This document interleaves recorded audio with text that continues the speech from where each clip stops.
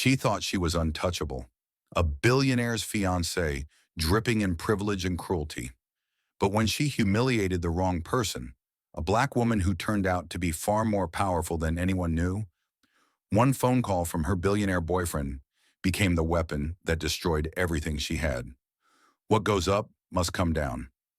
I first met Rachel when she was 26 years old, standing in the foyer of a five-star hotel in the city's most exclusive neighborhood. She wore a white designer dress that probably cost more than most people's rent, and she wore it like armor. But here's the thing about armor. It only protects you if everyone around you is actually trying to hurt you. And no one was. No one could afford to be. Rachel was the fiancée of David, a 45-year-old billionaire who had built an empire in real estate and hospitality. He owned properties across 3 states, controlled development projects worth billions, and had the kind of influence that made city officials take his calls at midnight. David was the kind of rich where money wasn't just money anymore. It was power. It was immunity. It was a golden key to a world where rules bent to your convenience. And Rachel had learned to wield that power like a weapon. I watched her for months after that first meeting, not in a creepy way, but in the way you watch someone fascinating and terrible at the same time. She was the type of woman who would walk into a restaurant and send back her water glass 3 times because she decided the ice cubes weren't the right temperature. She was cruel to servers, dismissive to anyone she deemed beneath her, and she did all of it with the confidence of someone who genuinely believed there would never be consequences. Why would there be? Her fiancé owned half the city. Her family had old money, new money, and connections in places most people didn't even know existed. On her social media, she was even worse. She would post photos of herself at charity galas, smiling at the camera while the captions were pure venom about the other attendees. She'd laugh about how certain people didn't belong in spaces like that. She'd mock their clothes, their accents, their very existence, and thousands of people would like those posts. Hundreds would comment with their own cruel jokes. She had built an entire empire of cruelty, and the internet was her fortress. The thing about power like that is it makes you invisible. Not invisible in the sense that people can't see you, but invisible in the sense that your actions stop registering as real. You become untouchable. You become someone who lives outside the normal rules of cause and effect. Rachel had been living in that space for so long that I'm not sure she even remembered what consequences felt like.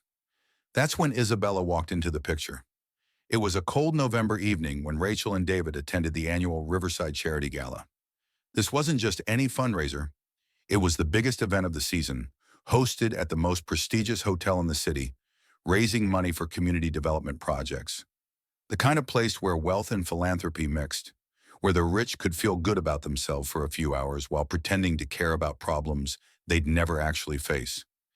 Isabella was there too. She was the event coordinator for the evening, a woman in her 40s with the kind of presence that made you feel like the room had been waiting for her to arrive. She moved through the gala with purpose, making sure every detail was perfect, every guest was comfortable, every moment unfolded exactly as planned. There was something about her that commanded respect without demanding it. The kind of quiet confidence that comes from someone who has earned everything they have. But what Rachel didn't know was who Isabella really was. The evening started perfectly. The decorations were stunning. The catering was flawless. The music was exactly right. Isabella had coordinated every second of it. But then, about halfway through the night, one of the outside vendors didn't deliver the dessert course on time. It wasn't Isabella's fault. She had triple-checked everything, had backup plans for backup plans. But the vendor had let her down, and now there was a 15-minute gap in the program. Rachel noticed immediately. I watched it happen from across the ballroom. Rachel was standing with her fiancé, holding a glass of champagne, when she realized the dessert hadn't been served. And instead of just moving on with her evening, instead of understanding that sometimes things happen, she decided this was her moment to shine. This was her opportunity to make someone feel small. She walked directly to Isabella, and the whole room seemed to pause. There's a moment right before something terrible happens when the air changes, when everyone around you can sense that someone is about to be hurt. That's what I felt. "Excuse me," Rachel said, her voice sharp as broken glass. "Are you in charge of this disaster?" Isabella turned to face her with a calmness that should have been Rachel's first warning. "There was a vendor delay, but we're handling it now. It will be just a few more minutes." "A few more minutes?" Rachel laughed, and it was the worst kind of laugh, the kind designed to cut. "That's what happens when you hire people who don't know what they're doing. I mean, look at you, trying so hard, but you're still just not quite there, are you? No wonder the simplest things fall apart when they're in your hands." The ballroom had gone completely silent. 200 of the city's most powerful people were watching, and Rachel wasn't done. "Honestly, it's a little embarrassing. At an event like this, you'd think they could find someone more capable, someone who actually belonged here instead of just serving the people who do." She took a sip of her champagne. "Maybe next time they'll hire someone who actually knows what they're doing." She turned and walked away, her fiancé following behind her, never having said a word in Isabella's defense. What I didn't see in that moment, but what I would later understand, was the shift that happened in Isabella's eyes. It wasn't anger, it wasn't humiliation, it was something much more dangerous. It was recognition. It was the moment when someone who has been pushed finally realizes they have leverage you can't even see yet. Isabella stood there for a moment, perfectly composed, and then she excused herself. She walked to a quiet corner of the ballroom, pulled out her phone, and made a call. I was close enough to hear her voice, low and steady. "It's time," she said. "She's the one. She just made it personal." And then she hung up. The dessert was served 5 minutes later. The evening continued. No one thought about it again. Except, of course, they did. Because that's when everything changed. What I discovered in the days and weeks that followed was that Isabella wasn't who people thought she was. I did some research. I asked questions. I pieced things together like I was solving a puzzle that had been hidden in plain sight the whole time. And what emerged was a woman who had spent the last 20 years quietly building an empire of her own, not in real estate or hospitality, but in something far more powerful: community, trust, influence in places that actually mattered. Isabella was the founder and director of the largest nonprofit organization in the region. It focused on economic empowerment for marginalized communities, creating jobs, building schools, funding small businesses in neighborhoods that the city had forgotten about. She had connections that ran deep, with politicians, with law enforcement, with journalists, with business leaders who respected her and understood what she was actually doing. While Rachel was posting cruel photos on social media, Isabella was changing lives. While David was closing deals that displaced families from their homes, Isabella was fighting to keep communities intact. While the world saw Rachel as powerful, the people who actually mattered knew that Isabella was the one you didn't mess with. But here's where the story takes a turn that I couldn't have predicted. There was a history I didn't know about. 5 years earlier, David had acquired land that was supposed to become a new shopping development. The land was in a neighborhood that Isabella had grown up in, the same neighborhood where her nonprofit was strongest. There was a community center there, a place where kids learned, where families gathered, where Isabella herself had found a way out of poverty as a young girl. It was sacred ground to her. David's lawyers went to work. They found legal angles that Isabella couldn't fight. The property owners sold. The development was approved. The community center was demolished. The families were displaced, and Isabella lost. Not because she wasn't smart enough or strong enough, but because David had more money and more lawyers and a system that protected his interests more than it protected hers. She had fought that battle with everything she had, and she had lost. So when Rachel humiliated her at that gala, when Rachel looked her in the eye and suggested she didn't belong, she didn't just see a rude woman. She saw the entire system that had taken her community center. She saw the arrogance that comes from never facing real consequences. She saw an opportunity. That phone call wasn't a call for help. It was a call to war. And Isabella was about to introduce Rachel and David to an enemy they never saw coming. The footage of Rachel's humiliation went viral within hours of Isabella releasing it to the media. I watched it spread across the internet like wildfire. News outlets picked it up. Social media exploded. The comments section became a place where every person Rachel had ever wronged suddenly found their voice. Stories poured in, from servers she'd been cruel to, from colleagues she'd humiliated, from people whose only crime was not being born into her world. The hashtags trended within a day. Rachel exposed. Privilege has a price. Accountability now. Her social media followers dropped from hundreds of thousands to almost nothing. The comments were brutal but fair. They were just the consequences catching up with her. But that was only the beginning. Because while the world was watching Rachel's reputation crumble, Isabella's other plans were already in motion. She had connections in places Rachel never knew existed. A federal investigator who had been looking into David's business practices for months suddenly had something new to investigate. The permits for that community center project, the one that had displaced hundreds of families, the land deals that had followed, the patterns that, when you looked at them closely enough, didn't add up. The audits began. The shell companies were discovered. The predatory lending practices came to light. Families who had been convinced to take out loans they couldn't afford, loans that were designed to fail, loans that made the banks in David's company billions while ordinary people lost their homes. There were bribes to local officials, money changing hands in ways that were supposed to be hidden, but weren't hidden well enough. There was tax fraud that reached back years. There were developments all across the city, each one following the same pattern. Acquire the land, displace the community, build something expensive, sell it to wealthy people, move on to the next neighborhood. And it wasn't just David. The investigation widened. It reached Rachel's family. Old money that had been laundered through real estate deals. Foundation money that was supposed to help people, but instead was funneled back to family members. Decades of a system designed to protect their wealth while everyone else paid the price. The investigators moved carefully, building their case piece by piece. But Isabella was feeding them information from every angle. She had documented everything. She had contacts who could verify every claim. She had evidence that David's own company records provided. By the time the federal government was ready to move forward, the case was airtight. Then came the moment that changed everything.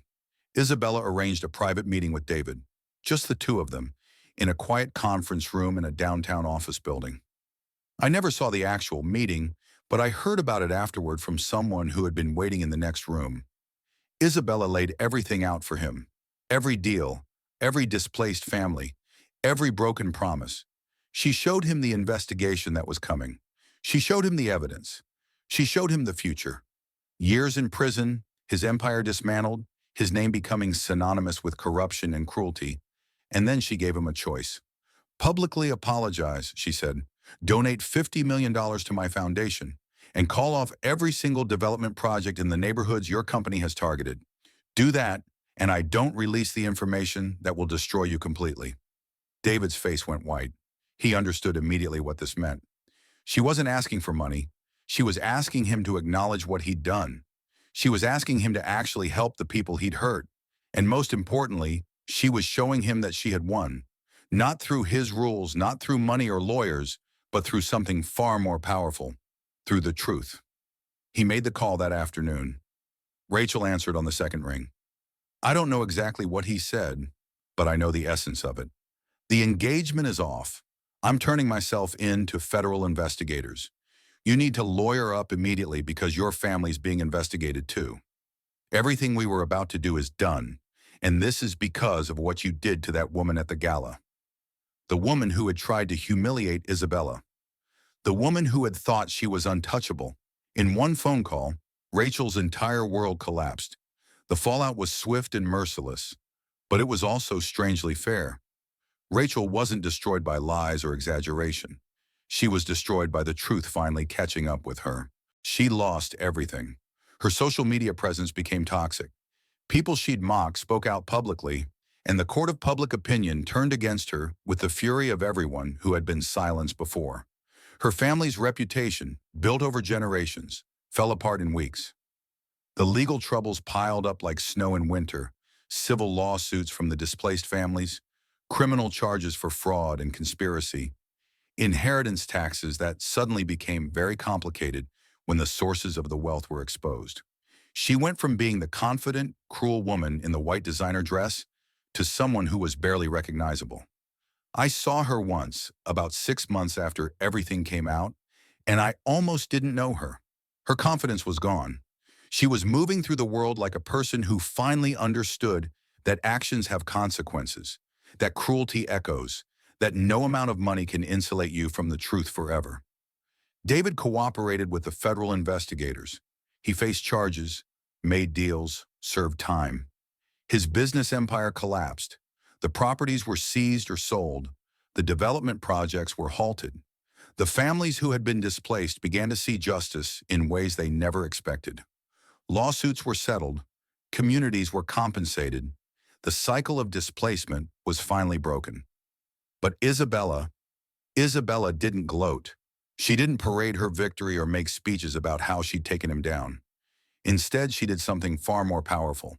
She took the $50 million David had given her, and she used it to rebuild everything he had destroyed. The community center that had been demolished was reconstructed, larger and better than before. Schools were built in neighborhoods that had been ignored by the city for decades. Jobs were created. Small businesses were funded. The foundation became the largest community development organization in the region, and Isabella became the kind of leader that people actually wanted to follow. Not because she had power over them, but because she used her power to lift them up. Within a year, she was being quoted in business journals and social justice publications. She was winning awards for her work. She was being asked to serve on boards and committees and to mentor young women who wanted to make a difference in their communities. She had turned her victory into something that mattered. But the story doesn't end with Isabella's triumph. A year after everything fell apart, I was volunteering at a community center in one of the neighborhoods that Isabella's foundation had rebuilt. It was a Saturday afternoon, and we were running a job training program. I was helping people update their resumes and practice interview skills. That's when I saw her. Rachel was working there as a volunteer. Not because she had to, not because it was court-ordered, but because she had actually chosen to be there. She was helping people fill out job applications, and she was doing it with a patience and care that seemed genuine. Isabella came by the center that day as a donor and visitor. She walked through the space checking on programs, talking to participants, and then she saw Rachel. Their eyes met across the room. For a moment, neither of them moved. All the anger, all the humiliation, all the consequences hung in the air between them.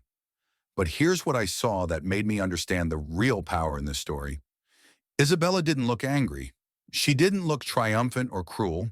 She just looked at Rachel with something that looked almost like compassion. And Rachel's eyes filled with tears. Not tears of someone who had been defeated, but tears of someone who finally understood what she had done, who finally felt the weight of her own cruelty. Isabella nodded slowly, a gesture that wasn't forgiveness exactly, but something more important. It was acknowledgement. It was the recognition that Rachel was finally, genuinely trying to be different. Isabella kept walking.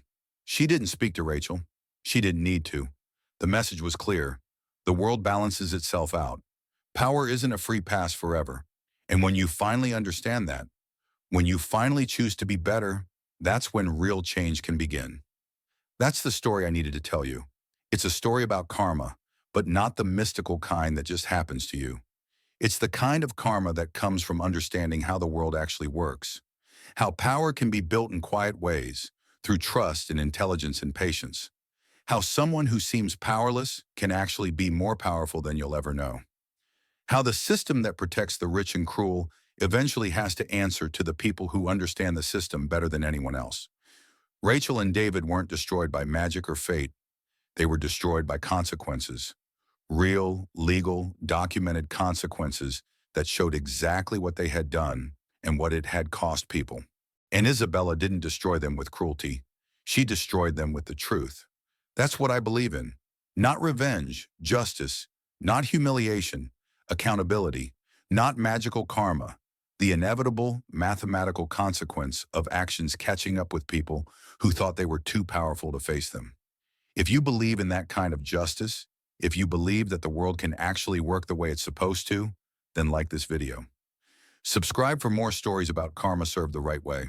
Share this with someone who needs to hear it, someone who needs to remember that no one is too powerful to face consequences. Comment below and tell me what you think. Did Rachel deserve what happened to her? Does Isabella represent real justice, or is she no better than the people she brought down? I want to hear your thoughts. Thank you for watching. Remember, what goes up must come down, but only if there's someone smart enough to make it happen.